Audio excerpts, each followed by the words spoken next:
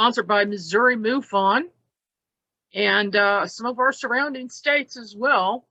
This is an introduction to MUFON in general and specifically to Missouri MUFON. You're going to find out what is going on in our state and what we do, how we investigate, etc. Lots of cool stuff tonight. And then, of course, at 9 o'clock, we're going to do our Sky Watch.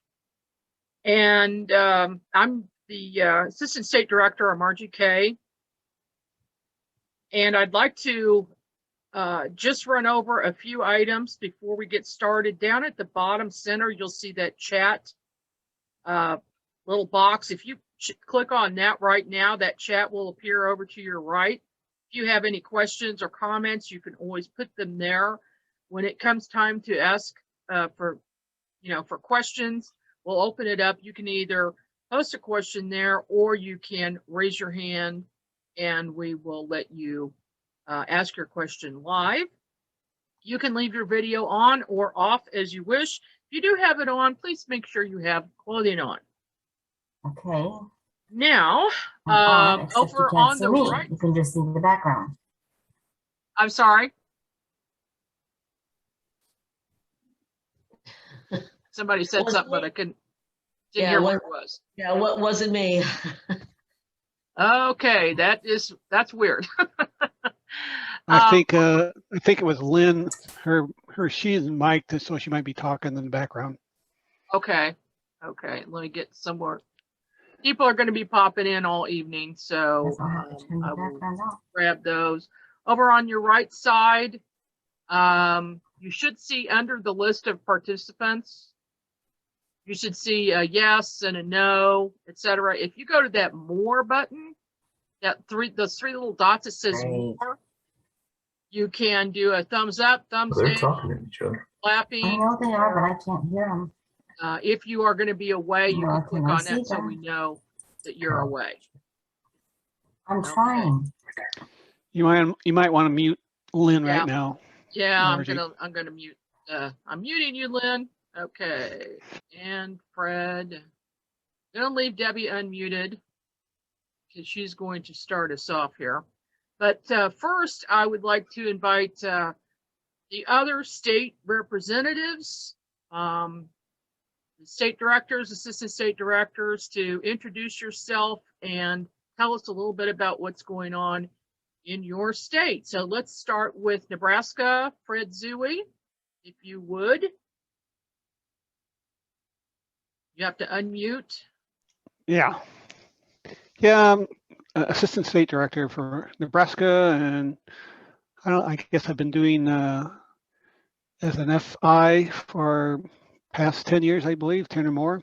So it's been fun. I've had quite a few cases, been some interesting cases, which keeps the MUFON investigation kind of fun because you do run into some real doozies, some missing time and screen memories, What's the other things of that nature. So you want to mute Lynn again. Seems to be talking in the background, but Nebraska's been having a lot of loon balloon cases this recent about the last 2 weeks. We see them almost every day. And then, of course, Greg and I was state director. We kind of pass emails back and forth and talking about, well, there's another loon balloon going by, so look out for the cases to come forward. So, but it's been fun. And we have Dave Paris was the state director. He retired kind of last year, and so Kyle Kinley or Kyle, I can't think of Kyle's last name, but Finley is our state director right now, and as well as Tamara is our section director or overseer on that process, I guess. Yeah. So. Okay, thank you, Fred. Appreciate that. Sure. Greg, would you like to introduce your state? Sure. I'm the state director for Iowa, Greg Anderson. I've been state director for about 10 to 11 years now. We've got 5 members on our whole MUFON team in Iowa, whole 5, not that many, but Jason Moran is the assistant state director. Nothing. Dave Kreider is the chief investigator. I've got Larry Moore and Dave Pratt are both field investigators. So that tops off our team. Not a whole lot happening in Iowa. Like Fred said, I've been just working with him on those high altitude balloon sightings as of late, and trying to do more research into that. And we've had a slow year as far as sightings. I think we're only up to about 13 for the year or so, and that's, I mean, the year is half over, so we definitely need more. So that's pretty much it. You know, just I try to stay as involved as we can in Iowa and with other groups. So the more the merrier. Yes, That's it. indeed. Mhm. And thank you very much, Greg. Appreciate that. And now we will go to Mindy in Oklahoma. Hi, Mindy. Do you want to introduce yourself? Hi, Margie. Thank you. I'm Mindy Totbest. I'm the state director here in Oklahoma for MUFON. And we currently have 4 field investigators and 1 trainee, and that's including myself. We're working on getting a chief investigator appointed. Michael Dickerson should be named soon within the next couple of months. Once we get him promoted up, and he'll make a fine investigator here. He's already soared for the time that he's been here. Here in Oklahoma, we get several sphere and triangle sightings across the state. They seem to congregate around Lawton, Oklahoma City, and Tulsa. Tulsa is probably our biggest area with the most reports that come in. We also get a lot of orb sightings. So this last year, we've had several blue orb sightings, both in the sky. One guy reported it was chased at his pickup truck down the road, and even they've been reported within someone's home. And even here, the last couple of months, it seems to have changed over to orange orbs. And I'm working a case right now where there is an orange mist that was seen in someone's home. The main sighting here lately in Oklahoma was on July 1st, and we're currently working to try to get reports into MUFON. It was a mass sighting in eastern Oklahoma, down by the Arkansas and Texas border is where it was first sighted around midnight, July 1st. And it followed the river valley up north towards Tulsa, where there were multiple sightings by people on social media. And it was reported that the Oklahoma Highway Patrol was chasing this thing, and people were listening to it on the scanner. It finally was seen flying up into Kansas, and that's the last that people have reported. So I checked the surrounding states. There were no reports coming in from there, but I know that people saw it because it was all across social media. So we're working hard to try and get more reports coming in. Wow, that sounds amazing. A lot going on there. Thank you so much, Mindy. Thank you, Margie. And of course, if anybody here this evening is new to MUFON, you can always go to MUFON.com and get all the information you need. You can join the international organization, and then you will automatically be a member of the state you live in. And that state director will be in touch with you after you join. So now I would like to, first of all, I need to Lynn Mann, if you are still with us, let you know that your audio keeps popping on, and oh, it looks like we may have just lost her, so we'll try to figure that out. So without further ado, then I'd like to introduce our state director for Missouri, Debbie Ziegelmeyer. That would be me, huh? That would be you. Take it away. Welcome to, I guess this is what the official name was. It UFO? What is the official name, Margie? It's World UFO Day. World UFO Day. I'm sorry. Yes. It's been a long day. Thank you so much, Margie, for hosting this for all of us. Margie's the one that organized all this, and I appreciate all her help. Margie is a godsend to me. I mean, the woman she goes on and on tirelessly, and my right and left hand. So I'm a state director. I joined MUFON in 2000. I went to a local conference here, the symposium, and I was so impressed. I joined while I was there, immediately signed up to be a field investigator. So shortly afterwards, I became a field investigator. In 2009, I missed a couple meetings because I was working with Ted Phillips's group. And when I came back, I realized that I was made state director. I said, I'll do it for 3 months. That was in 2009. In 2011, I was given the honor of being asked to be on the MUFON board of directors. And I'm also the director of underwater research and recovery, and also work as a MUFON archivist. So I've been around with MUFON a long time.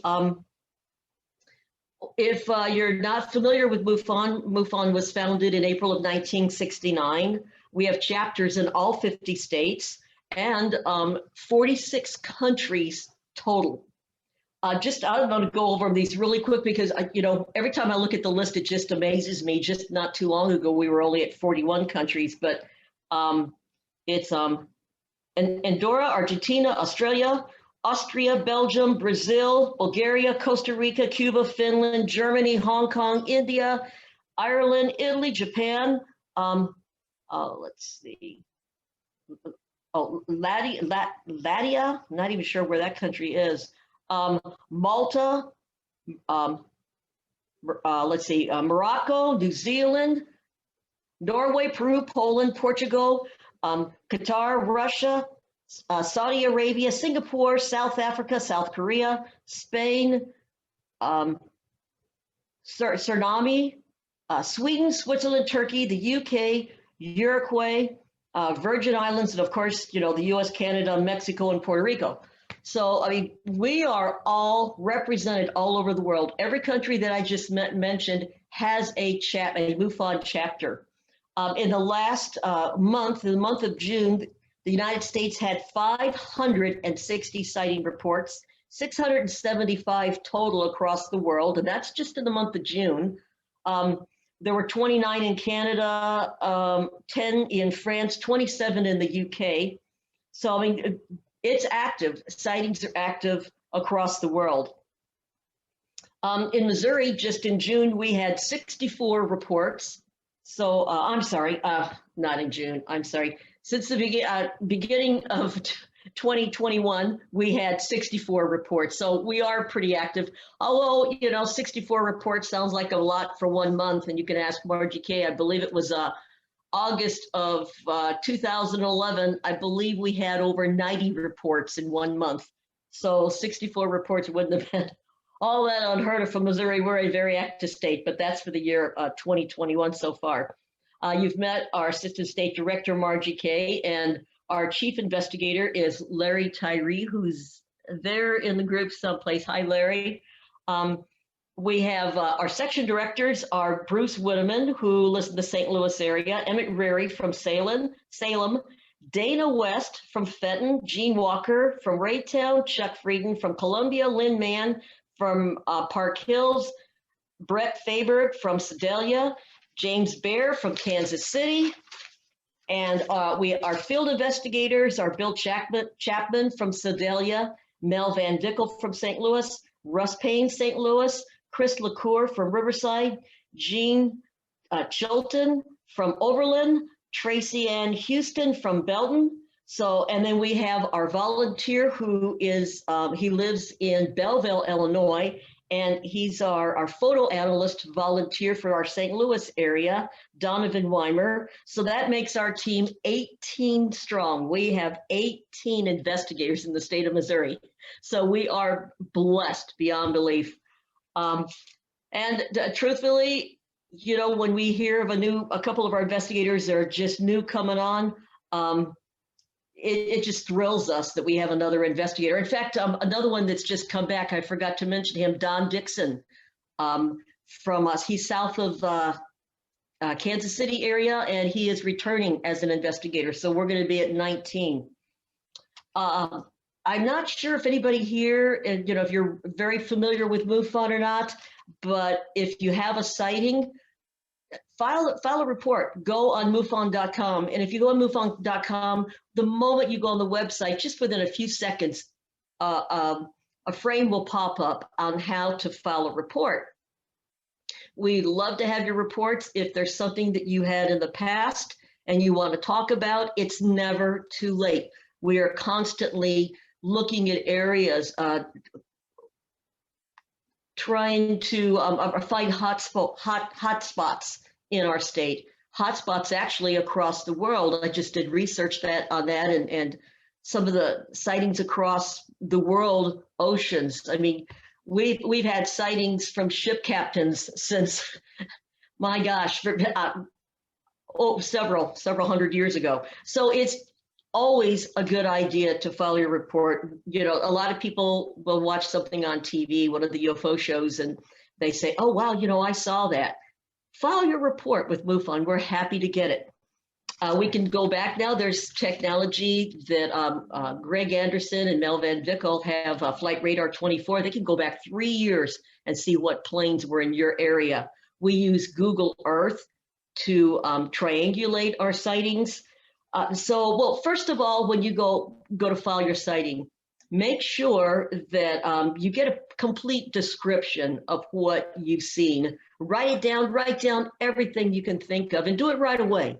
And if you're thinking about something that happened in the past, it's a good idea to talk to your family members and say, hey, you remember when that happened?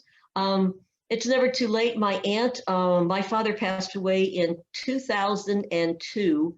And my aunt came up to me and my cousin, and they said, oh, we need to tell you something, that way back in 1959, we were coming back from Morenci, Arizona, going to San Pedro, California, halfway between somewhere around Needles. And she said, Uncle got really tired and he pulled the car over and was resting, and I couldn't sleep. And your cousin Roy couldn't sleep either. And she said, we looked around and there were 4 little people, like on those shows, little gray people, 4 of them that walked around the car and were looking in at us. Now, this is my aunt. I cannot believe that she never told that before, but for some reason, she just decided it was time to tell us. And I thought it was very interesting. So I said, Auntie, what happened? She says, oh, I was afraid. I put my hands over my eyes. And then the next day I remember Uncle was driving. So, you never can tell. Sightings come from family and friends. And the more that we get through this year with the government, oh my gosh. Oh,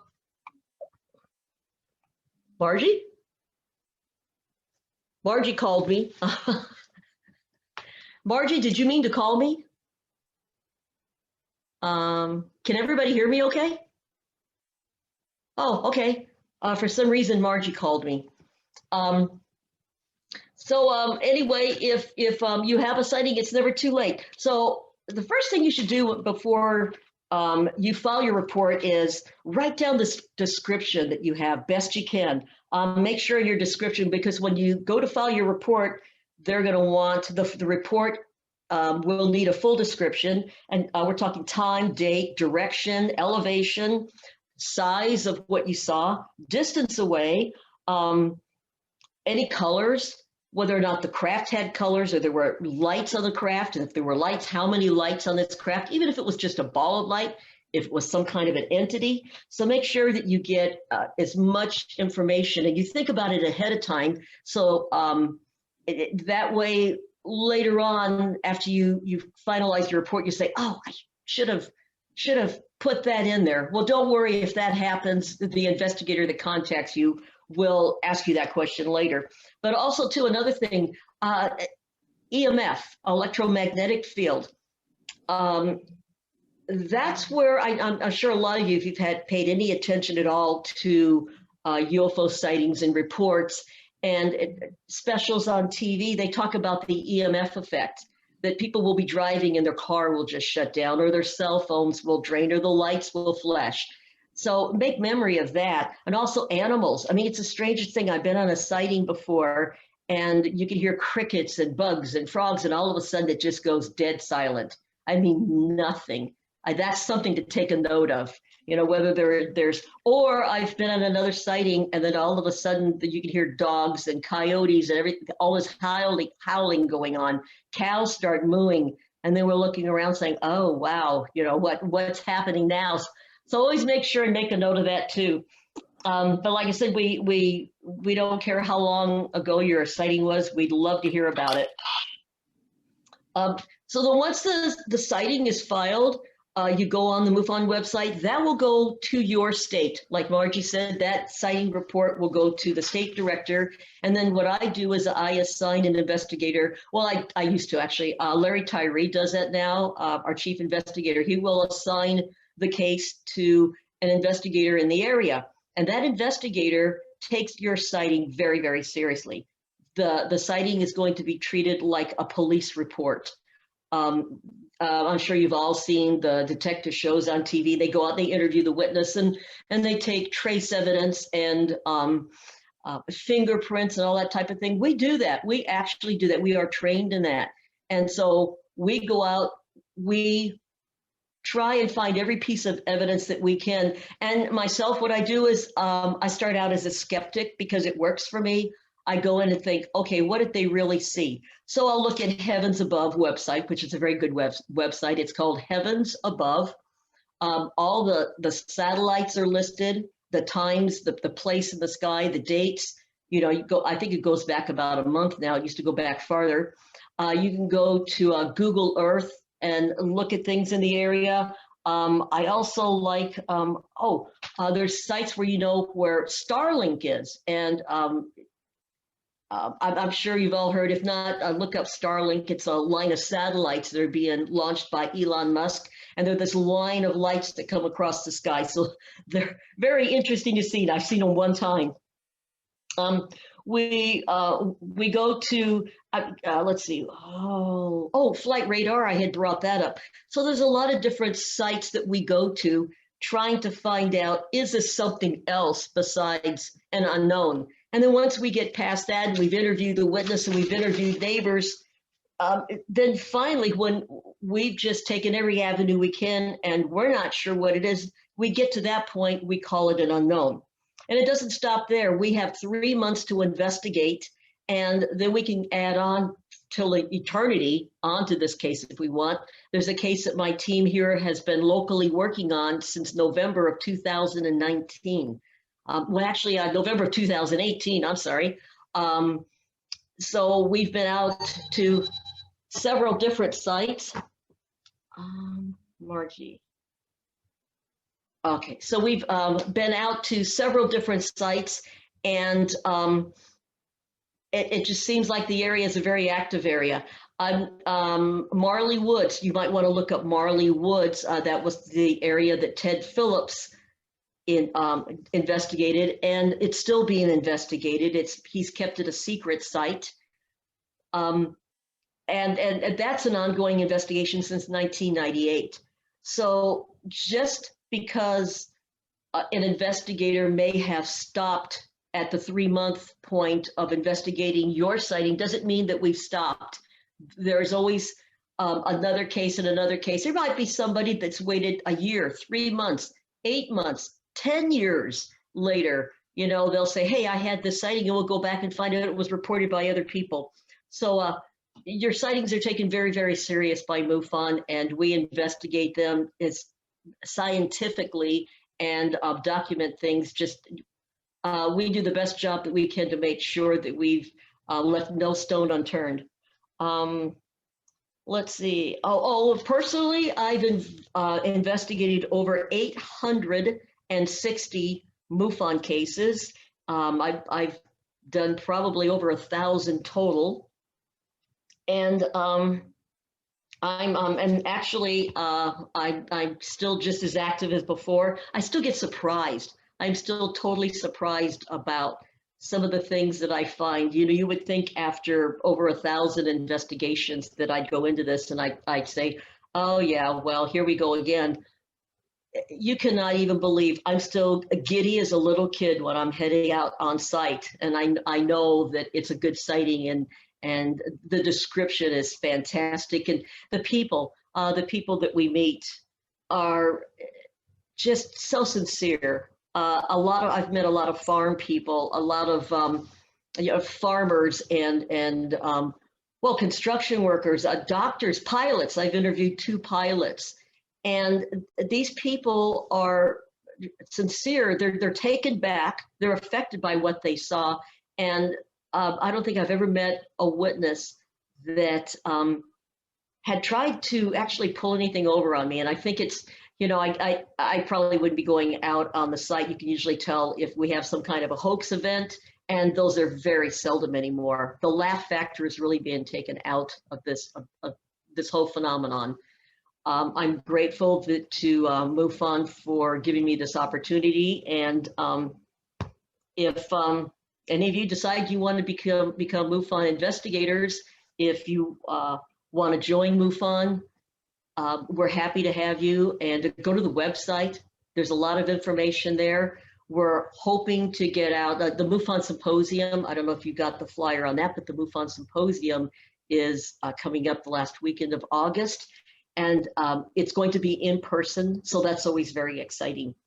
As a board member, we have a whole new direction that we're trying to take MUFON. We're gearing more toward science and documenting things scientifically, getting the scientific world involved with MUFON, and a lot of, as you can tell if you've read the flyer for the MUFON Symposium, it's going to be a military personnel, scientists and military personnel that have come forward.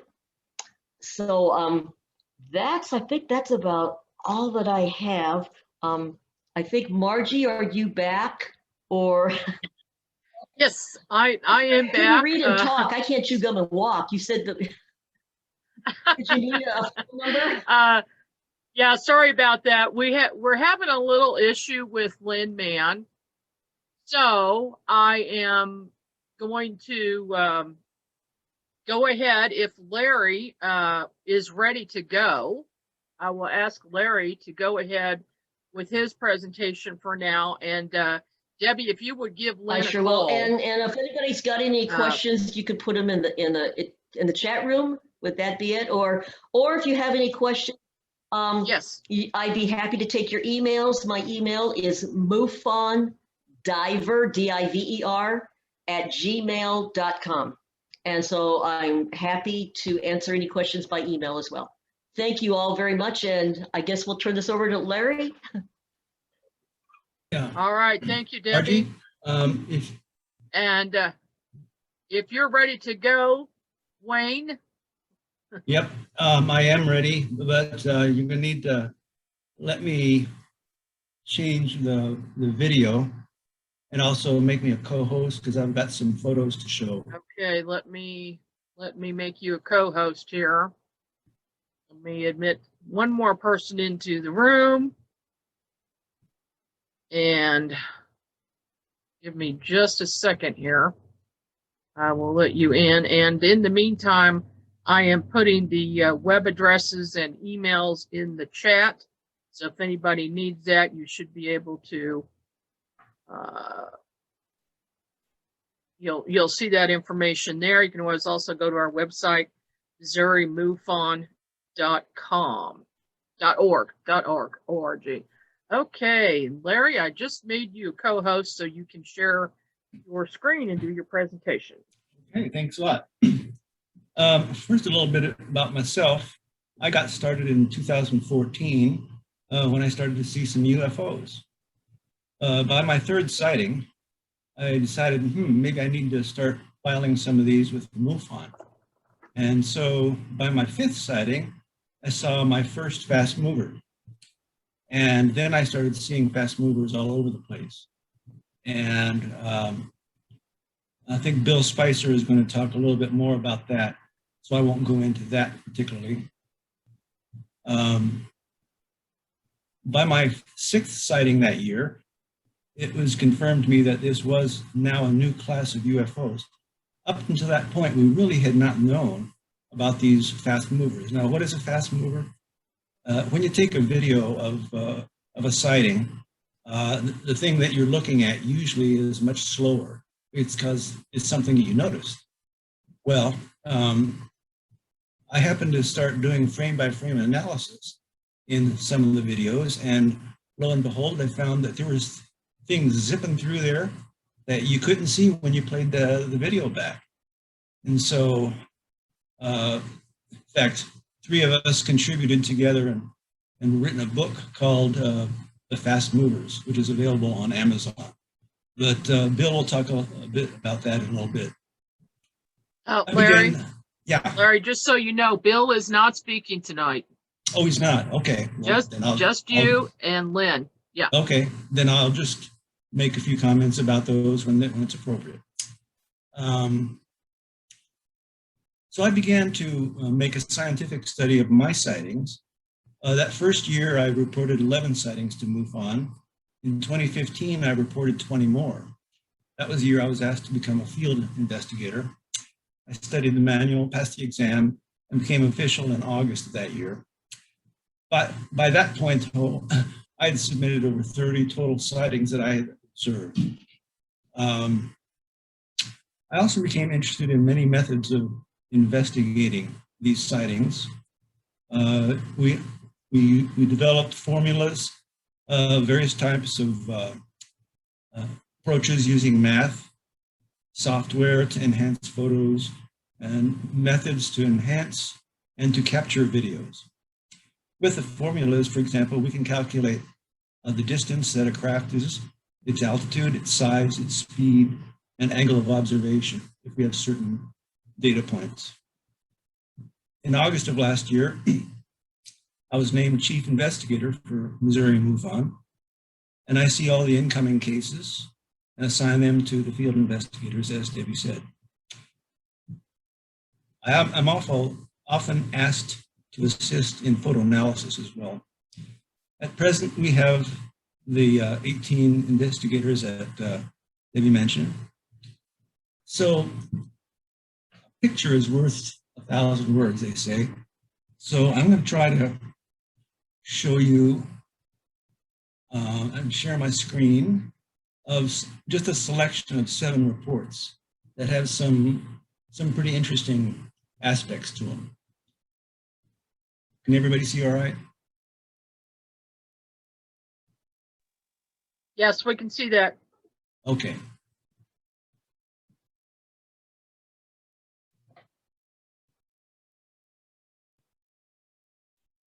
So this is going back to April 2015. I noticed an intriguing appearance of what appeared to be a field of red energy. What first caught my eye was this thing. It was a bright light and then an orangish reddish light and then a bluish green grid that kept changing where it was in the sky with reference to those other 2 pieces of light. See how it's already changed from hanging down to now it's parallel. And then in the second video, I got even other different shapes that kept changing from frame to frame. Basically, 1/30th of a second later, the lights looked very different. And then, as those craft disappeared from view, I started to see this red field begin, and it started to intensify, got stronger, and then by this point, it had gotten rather very, very obvious. But you can see how spherical it is. It was coming from this part of Blue Springs Lake, roughly about the middle of the lake, but over to where there's a beach. Now this happens to be an area in which I see UFOs coming up and going down to the lake on a daily basis. Then 2 months later, that red field reappeared.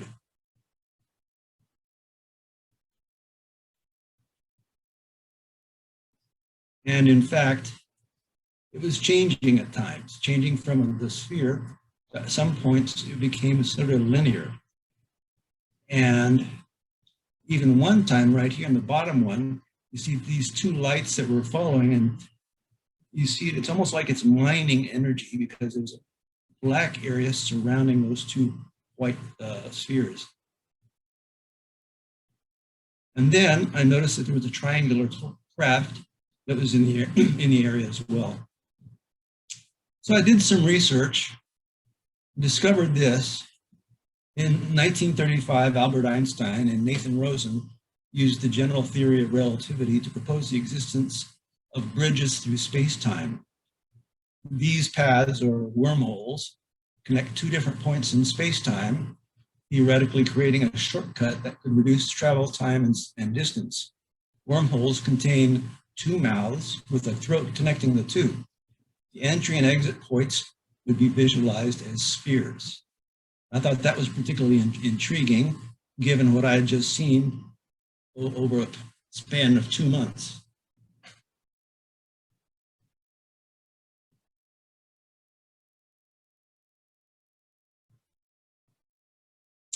And then one day in 2016, in July, I just took a random video. And during that video, when I was looking at it, all of a sudden I noticed a disc-shaped craft going through very, very rapidly.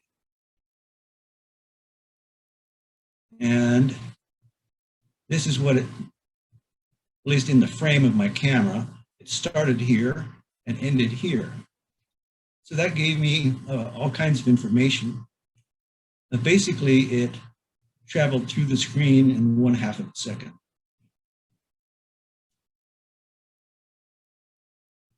And let me play the little video here so you can see what it looked like. Come on.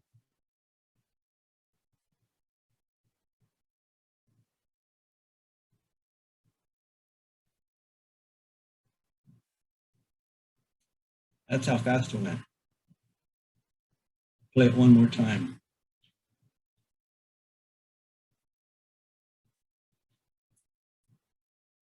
Basically, this is the area that you see in the screen, where it entered, where it ended, and this is approximately where it ended.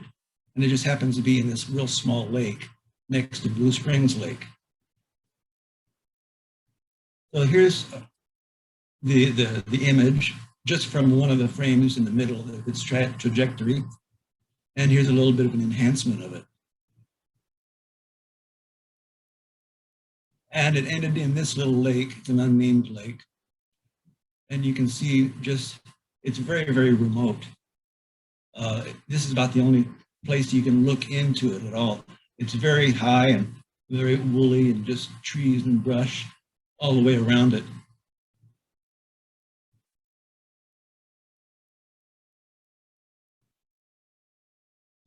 I did use some of that math and some of those techniques and discovered that it was traveling at 2,160 miles an hour. That's not too bad.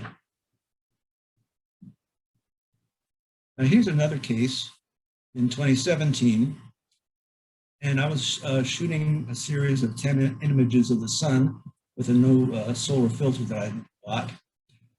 And I was just looking and analyzing at them.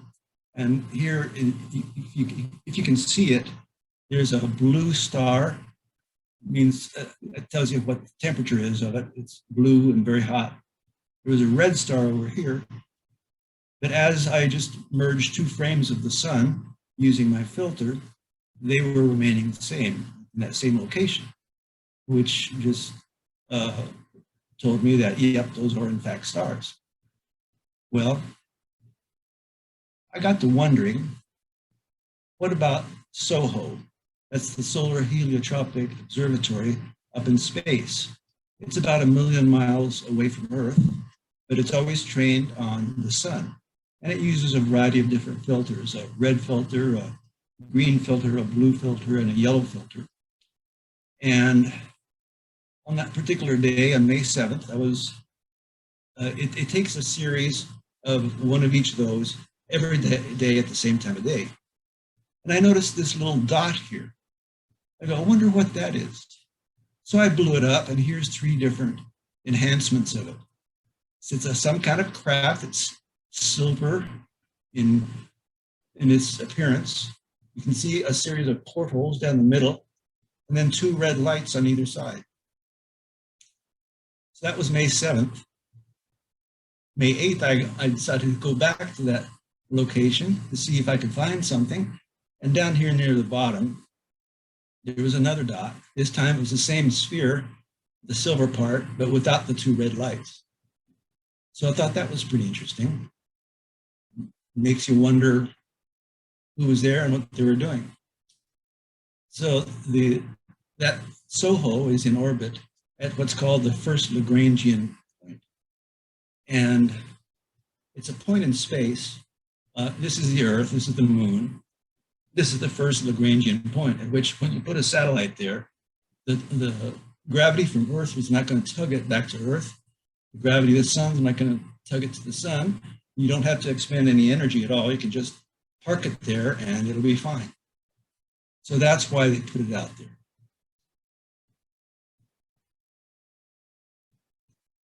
And then I saw what I call a starburst craft. That was in 2017. I was returning from an evening meeting. It was at 9:30, and I was just turning into the neighborhood. And I saw this object just like up here. Actually, these are 2 images of other starburst craft I'd taken earlier. But this one now had 2 of them, and it had a red sphere in the middle, and it was traveling along into the neighborhood. And so from our road, it was about here going towards the middle of the same Blue Springs Lake. So I got to thinking, that's interesting that it's flat, that it's here, red, and then here. Because previously I had just seen only one of these traveling around. A week later, Friday night again, 9:30 at night, I was just noticing to myself, my wife had asked me to close the blinds, and so I wasn't able to see outside the window. But up above in the living room, we don't have any blinds because they're way up high. So I got to thinking, if it just happened to be coming by again at the same time as it did a week ago, I wouldn't be able to see it because the blinds are closed. Not 10 seconds went by, and I saw this happen. It was in this shape, and it was going across the top of the room there. Now, I just took this random shot, but that night the blinds were closed. And so what was interesting is it was saying, no, we weren't flat like that. We're actually in a triangle shape. And they read my mind.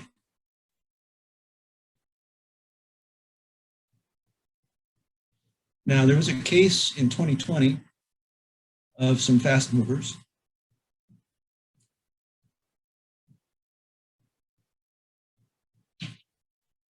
And you can see here, coming down here, this is up in Liberty. And this one is rod shaped. And this is outside of a Lowe's up in Liberty. What the witness was taking the photo of was this right here that turned out to be a jet. But he did not see the fast movers. He was just thinking that perhaps this was a UFO because he couldn't see any wings. Well, I analyzed and saw all kinds of fast movers. There was another one going up. You can see it here and you can see it leaving in 0.2 of a second. This one here came down in 0.17 seconds. And there's another object that it captured right here just as I was merging these 2 frames. Here's another one in which the craft goes like this, comes straight, then goes at an angle that way. And then there's another object too. I mean, they were just buzzing by. Now, this particular one is shaped ovally like this. And it measures, when you measure it on the screen, it measures 6 millimeters tall. But when it went through the contrail, it was actually buried in the contrail. So there was only 2 millimeters on the screen and in length, which just basically proved it was being hid. Part of it was being hidden by the contrail. What we know about it, it was traveling at 26,000 miles an hour. I'm sorry, 26,000 feet.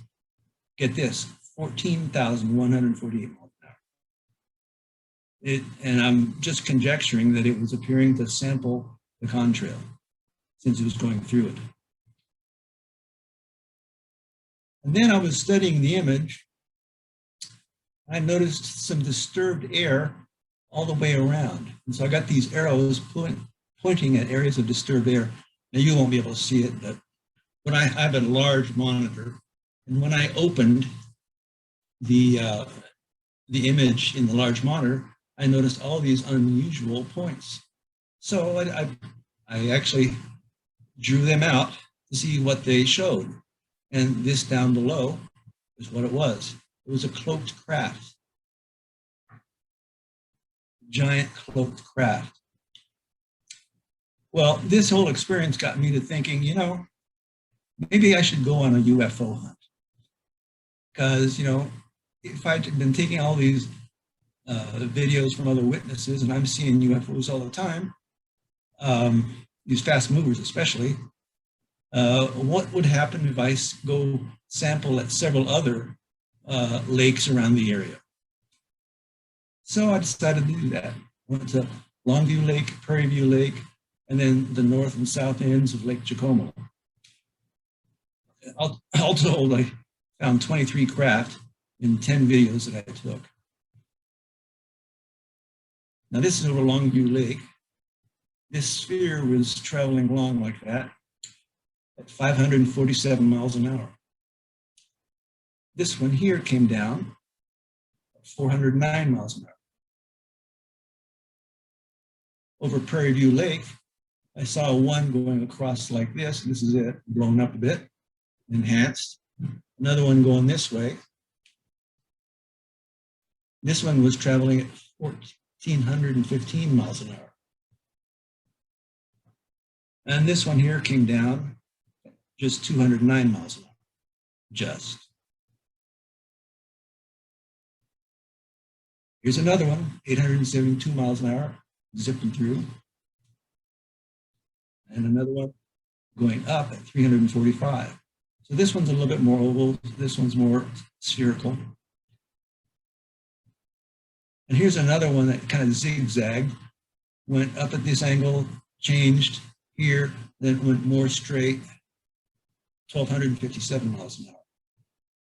The size of it calculates to be 8.5 feet in diameter, with a total of 226 square feet of surface area and 321 cubic feet of volume.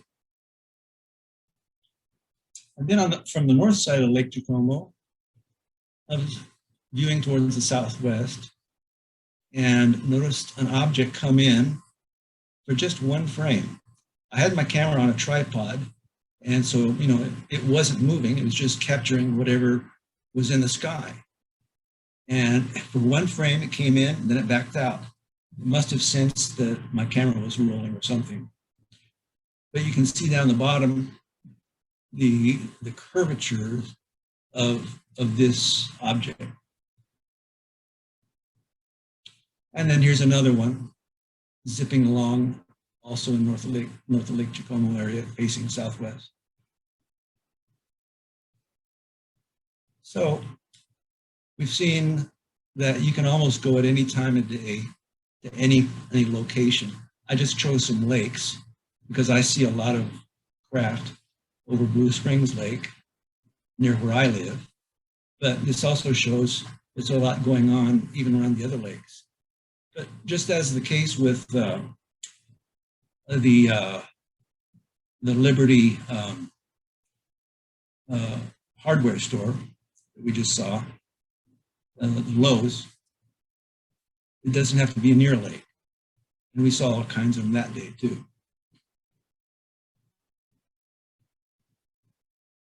So this is just showing a cluster of many of the different sightings I've had. And this is just a few of them. If I put them all there, you wouldn't be able to see the lake.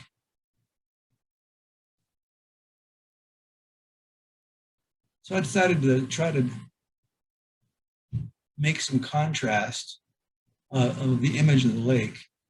And you see this black rectangular or almost square area where we see many, many different sightings coming up from and going down to, as well as over here.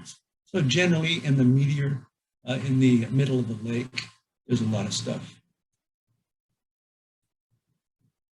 And I've seen other things on the moon, Mars, other things. Those are going to be around for other presentations.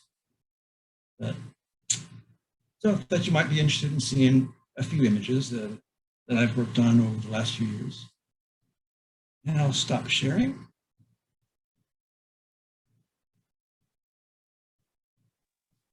Thank you very much, Larry. That was very interesting.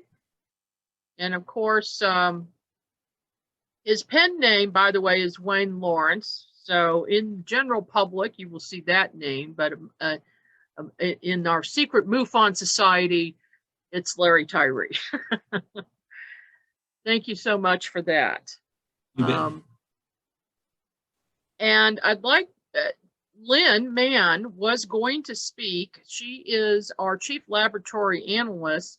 She runs a laboratory in Farmington. And I'm going to ask Debbie right now if she would like to speak a little bit about the lab since Lynn is not here to do that. We'll see if... okay, well, okay. My video won't start for some reason. Okay, Let's let see. Nope. let me see if I can fix that. I keep having to click on the person who's speaking, which I never really had to do that before. Let's see. Gallery view, maybe that'll do it. Nope. Oh, that's okay. I can talk like you don't need to actually see me, do you? Apparently not. Oh, let's see. I try what video settings. Yeah, just start video on the left. That red line that's through it. Yeah. Click on. I'm clicking it. It says you cannot start your video because the host has stopped it. Oh, okay. Let me see if I can help you out.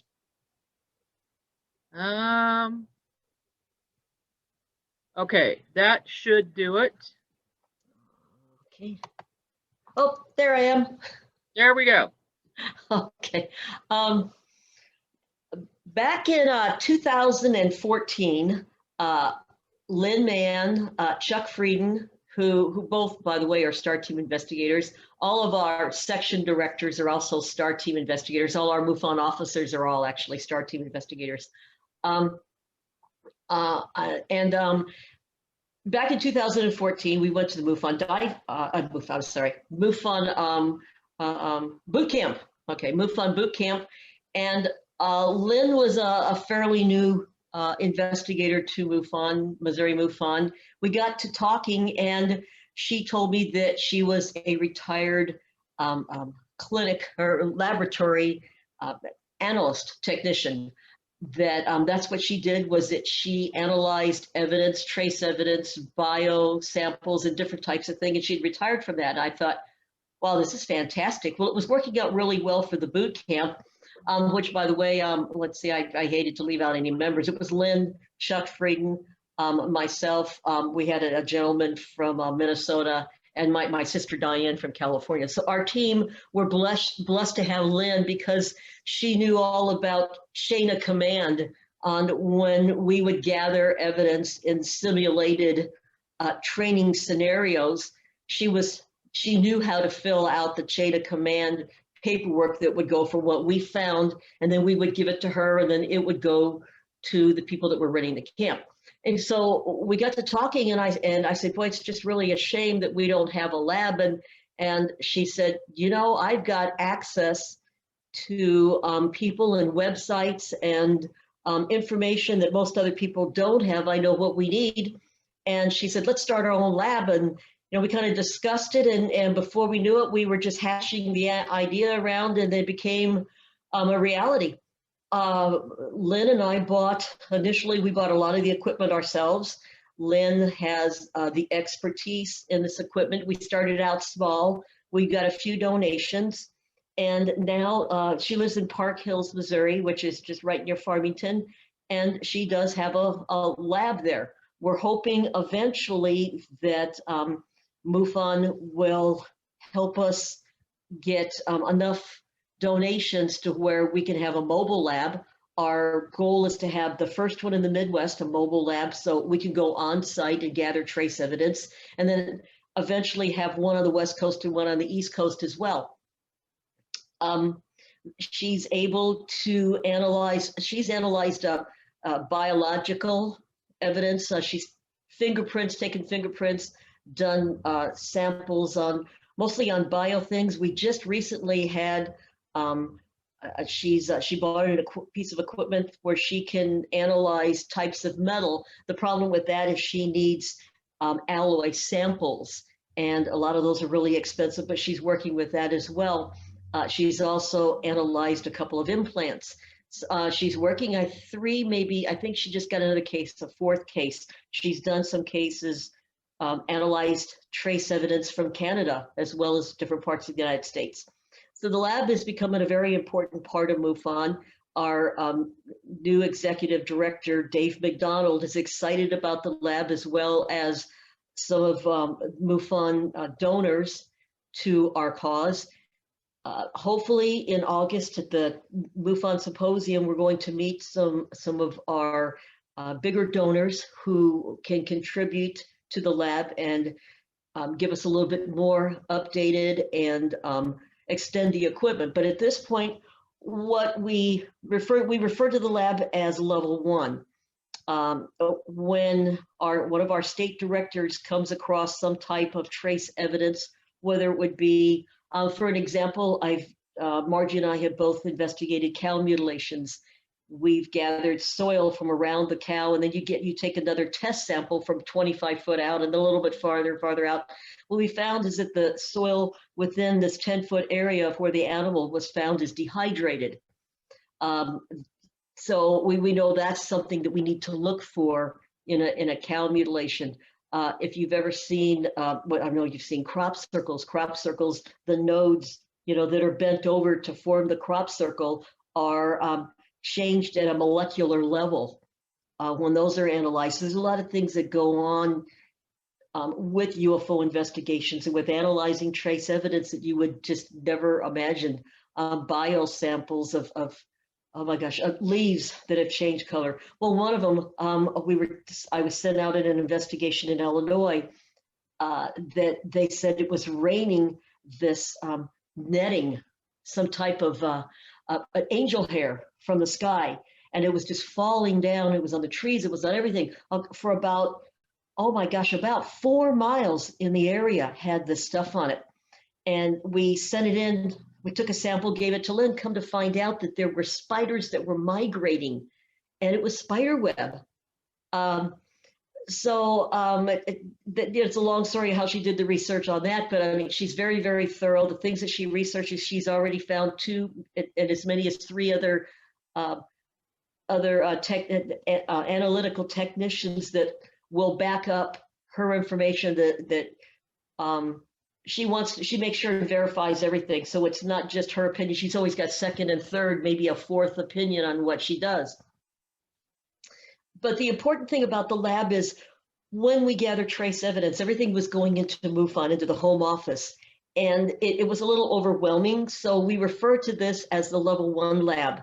This is where a state director and a field investigator needs to get a hold of their state director and say, hey, I've got this trace evidence. And then the state director would contact me or contact Lynn directly.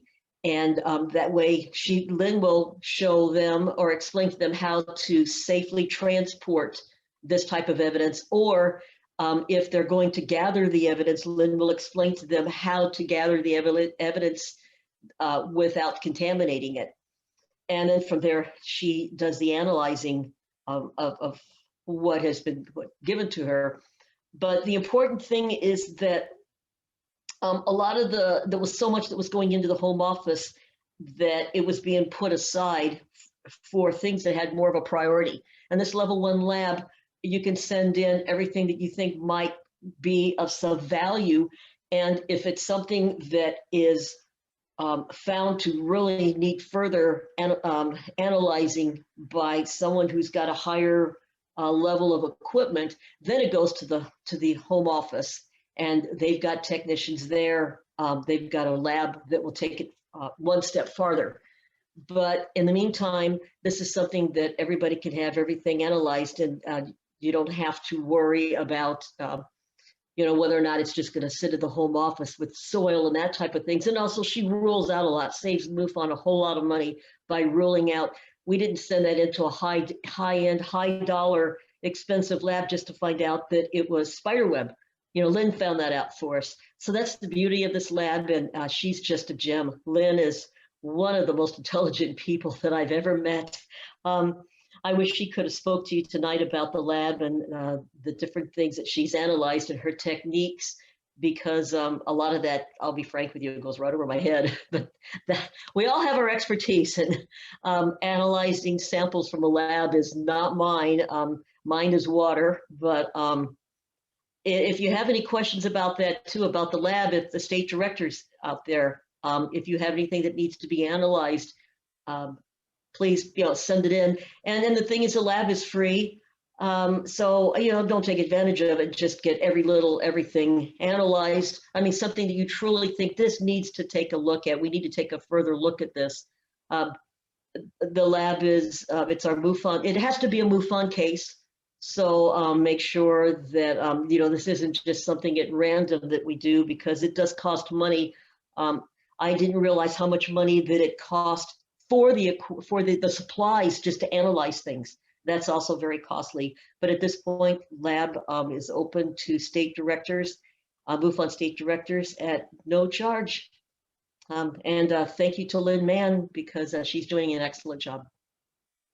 Thank you, Debbie. Appreciate that. And if anybody wants to donate to the lab, we'd have a donation button on our website at MissouriMUFON.org. And see, that's Margie. Thank you.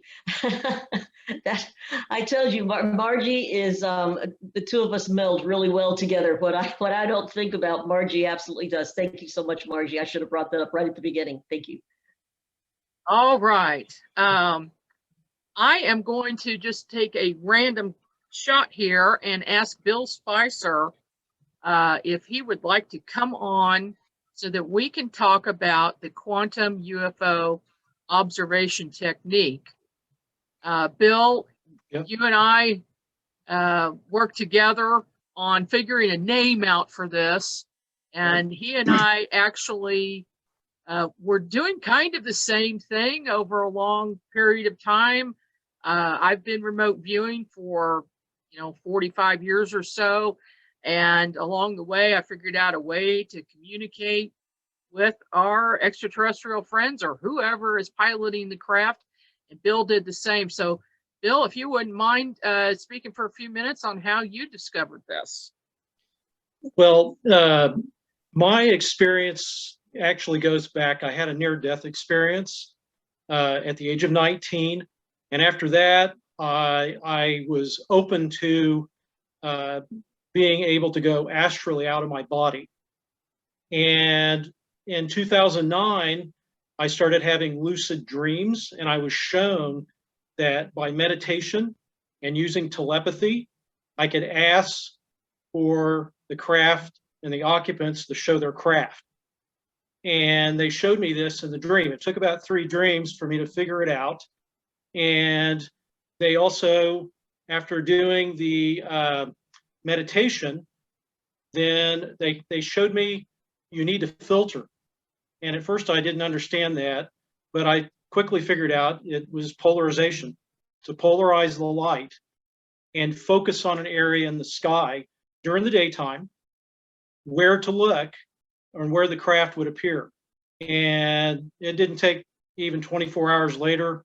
it started happening. I started seeing the objects, and if I wore my sunglasses, polarized sunglasses, I could see them in the sky appearing.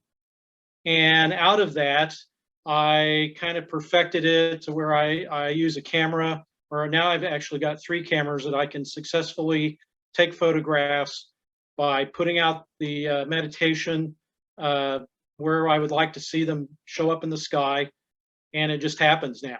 I mean, I can, and I don't know what's going to show up necessarily, but I can put the thought out there, and they show up. And I haven't tried it at nighttime. I'll be quite honest. I haven't tried that because I don't go out that often, except I ought to try that. Maybe tonight is the night for that to happen. But I have seen UFO at night at the age of 15.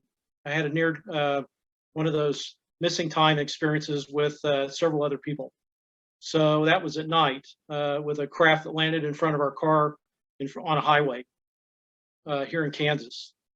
So it does happen, but that's kind of how it works. Is you start by the meditation and just focusing where you would like to look in the sky, where you'd like for them to appear, and then go set up your camera and aim in that direction and take a series of videos or stills. Usually I set the camera up and I just start taking video, and or film where I just take the photo right after another in sequence, and usually something will show up that's quite interesting.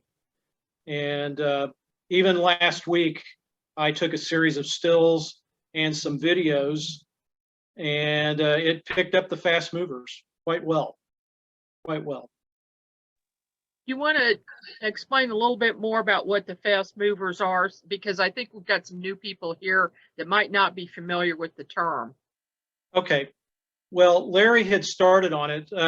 What you'll normally see, a lot of people will see, are little gray disc or white disc shaped objects, and they'll move through the sky. And I see the whole sky will fill up with them. That's how many that I can see in the sky a lot of times. The whole sky will fill up, and I just look in the area, and they're moving very, very quickly and moving around.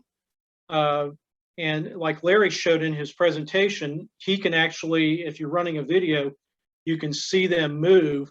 They look like streaks in the sky. Sometimes I can't see them move, and I just know they're there, and I'll take the video or the still, and they'll show up because they're moving so fast. But usually there'll be a gray disc. And other times I've gotten very clear craft in very good detail. And they're not all discs. I mean, they'll look like round wheels. I call it a wheel within a wheel. I've gotten. If you look behind me, you'll see some of the photos I took. 2 of the photos, only they show up, were from the F-18 that was taken with a cell phone. Well, I've got similar photographs of the same kind of objects that were taken. In fact, one of them that I've got shown, I just took it last week. It just showed up in the sky. It's just sitting there in the sky. And the sun's present. And you can see my house and everything. I could share the screen because I do have that. Yeah, why don't you share the screen? Okay. Bill is one of the first people that I spoke to who was capturing video and stills of UFOs in the daytime, and a lot of them. And he has been able to capture a lot of good video as well as Larry. They've probably got more than anybody else. Right. But now we have in the east part of the state, Donna Wilder, who is with us this evening. Donna has got some amazing video using her cell phone. Yeah. And I actually have them with cell phone also. I videotape with that. I can't zoom in as well with my older phone, but I've been able to get the same effect using the filtering. Can you see my screen? Yes. Okay. The photos that you see, the one was the U.S. leaked photo from an F-18. of one of the three objects that were seen. And then if you look below, you'll see my UFO. I just took this one. It looks like a ring within a ring. I took that last week. That's only about a week old. That's at 3 o'clock in the afternoon. And then this is the one that's farther up to the left, is taken out of a video using the same technique. And I took a screenshot of that. And they're similar objects. I mean, they're all three-dimensional, and it's like a frame or a wheel, and you can see inside the wheel. And this was the photo I took using the quantum technique. And I zoomed in, and you can see the object was just sitting there in the sky. Now, I do get a lot of I call it a prisming effect from the lens that I use over my camera, but this was definitely clear in the sky. I could see it even with my own eyes. If I shielded my eyes from the sun, I could see it. This was at 3 o'clock in the afternoon, and you can see my house, the chimney, and everything. And there's a close-up of it.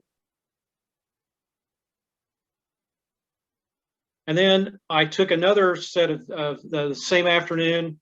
I took a photo of this. It's zoomed up, and it's taken from this photo. And it's clearly a three-dimensional object. Again, I could see it with my own eyes. You can see the house, the gutter on the house.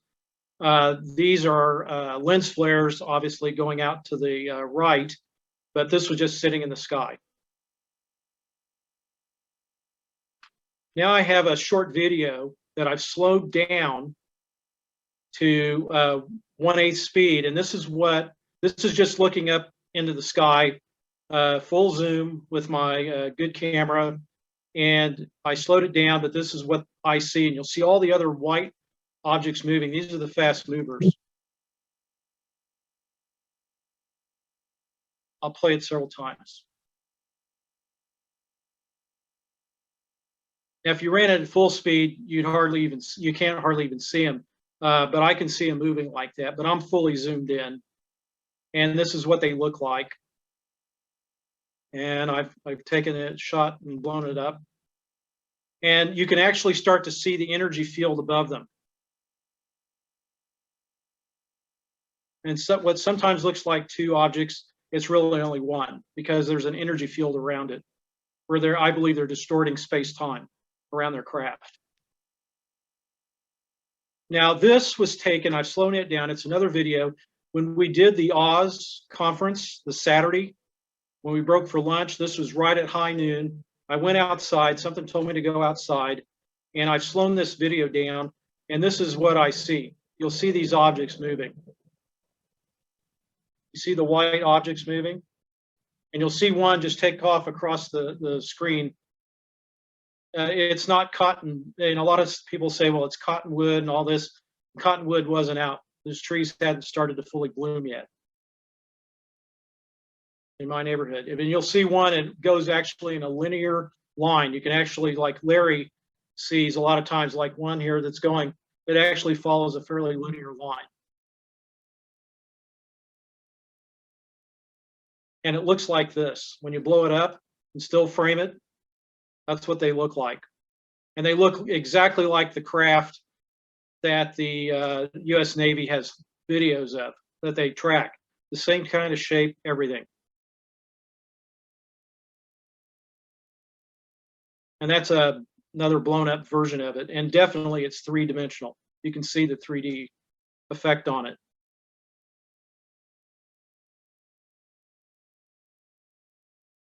And last, you and I discussed this in the past, that there might be wormholes. And I've actually have a video of this where two craft come through what I believe is a wormhole, and it looks like a donut will open up in the sky. And I have this on video, and I also have it in several stills that I've taken since 2009. This was taken a year ago, and I saw two craft come through. And I'm going to try to use this in a scientific paper that I'm putting together right now. And it's using the quantum UFO observation technique, where I asked the craft, the beings in the craft, to show us their craft. And another thing that's interesting is usually two craft will actually be parallel to another. They'll be in tandem, or one on top of the other, and they'll materialize. I've actually have a lot that show that they'll hook up with one another as they move through the environment. But that's a short presentation of what the fast movers are, what I've been able to capture. Okay, thank you so much, Bill. I appreciate you stepping in since we had a little extra time there. Now what I would like to do, we are going to discuss the quantum UFO observation technique before we do our Skywatch tonight. So if anybody wants to participate in that, you are welcome to do so. So I'm going to explain it, and we're going to do a meditation so that we can call the craft in. Now let me try to fix this. For some reason, I have to do a lot of different things here. There we go. So what I'd like to do now is just share with everybody my, or the Missouri MUFON. Oh, I can't. Let me see if I can get to it. Share my screen.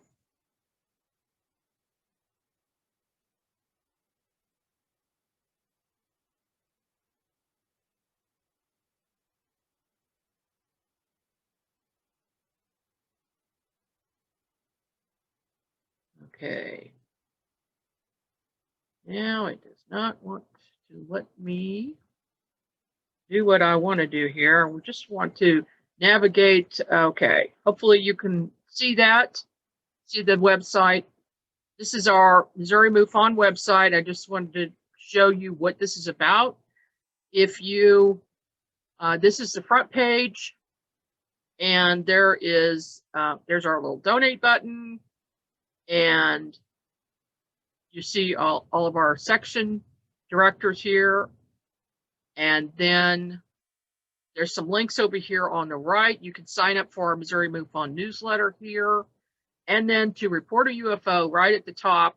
If you forget MUFON.com, just come here, click on that, and it'll take you to MUFON.com to file a report. And then we have a page that is our meeting page. So any events, anything we have coming up.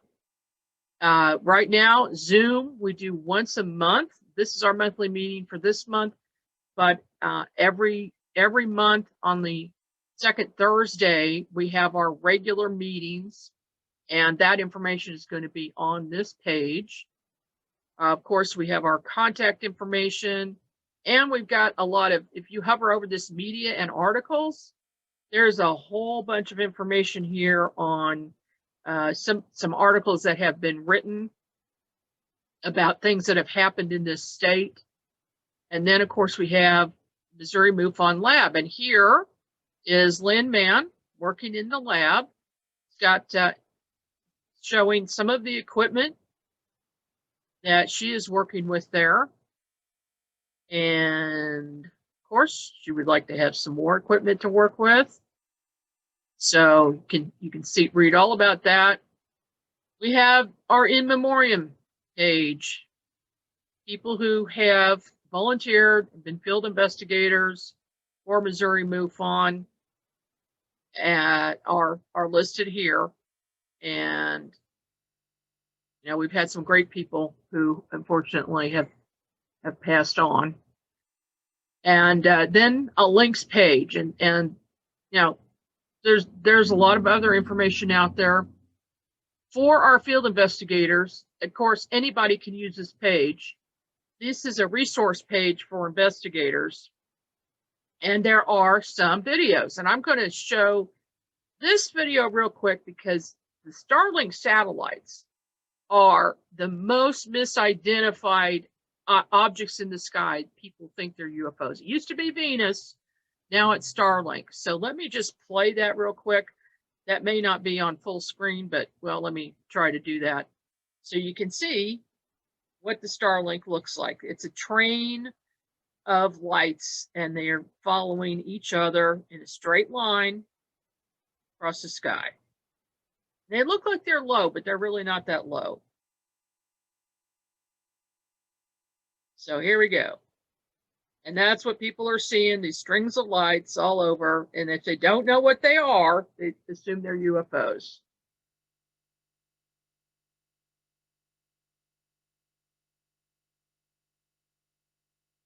So there you go. That's what that looks like.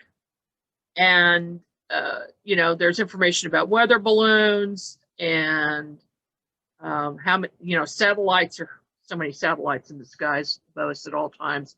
And then here's some more links, lots and lots of links that could help. There's some SpaceX info. We really don't study SpaceX, but there you go. And then some shows you can watch if you like UFOs. Obviously you do, or you would not be here. And then this is some apps, and then investigators need to have these apps on their phone because these we use all the time, and most of them are free, which is good. And pretty much anymore, you know, all of these things, this equipment that we have, we can get a lot of things on our phone, even a Geiger counter, and don't have to carry around that big bag of equipment anymore. We just have our phones with us, and they work. They, you know, it really works. And finally, we have some ET experiencer groups. And this is a list. The Greater Kansas City area group is run by myself and Gene Walker. We used to meet once a month before COVID. Then we tried Zoom, and nobody wanted to do that. So now we're waiting, and we're going to try meetings again soon as COVID is gone. But there are also some people who do regression and therapy services. And here are two people here. I know both of these people. They're very good. And they're highly trained individuals. So if you want to have something like that done, you know where to go. And then there's some online groups. So I'm a member of this one with Opus, Lester Velez. It's a big group. And here's a link to it. You can join that. And then it's a Google group, and people discuss their experiences. And it's a safe environment where everybody is having similar experiences, so you don't feel quite so alone. And then on our last page is the store page, where we have a few items that we still have some of these things available, and we may be adding some more things later.